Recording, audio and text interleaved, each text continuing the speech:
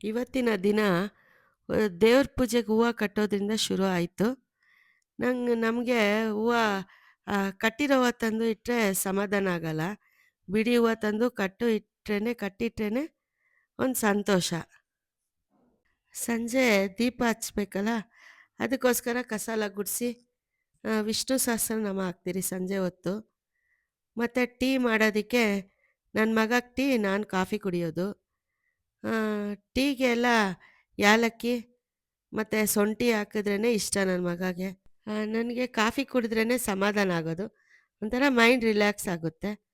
ಮತ್ತು ಸಾಯಂಕಾಲ ದೇವ್ರ ಪೂಜೆಗೆ ದೀಪ ಎಲ್ಲ ಹಚ್ಚಿ ಗ್ಯಾಸ್ಟ್ರಿಕ್ ಆಗಿಬಿಟ್ಟಿತ್ತು ನನಗೆ. ಅದಕ್ಕೆ ನನ್ನ ಫ್ರೆಂಡ್ ವೀಣಾ ಅಂತಿದ್ದಾರೆ, ಅವ್ರು ಆಕ್ಯುಪ್ರೆಷರ್ ಮಾಡ್ತಾರೆ. ನನ್ನ ಫ್ರೆಂಡ್ ವೀಣಾ ಮನೆಗೆ ಹೋಗೋದಕ್ಕೆ ರೆಡಿ ಆದೆ. ನಾವು ರೆಡಿ ಆಗಿರೋದು ನೋಡ್ಬಿಟ್ಟು ಗುಹನ್ ಅಳಕ್ಕೆ ಶುರು ಮಾಡ್ದ. ಅವನ್ನ ಏಮಾರಿಸಿ ನಾನು ಆಚೆ ಹೋಗ್ಬಿಟ್ಟೆ. ಆದರೂ ಮಗು ಅಳ್ತಾನೇ ಇತ್ತು. ನಮ್ಮ ಮನೆಯವರು ಮಗುನ ಸಮಾಧಾನ ಮಾಡಿ ಆಚೆ ಬಂದರು. ಆಮೇಲೆ ನಾವು ಹೋದ್ರಿ.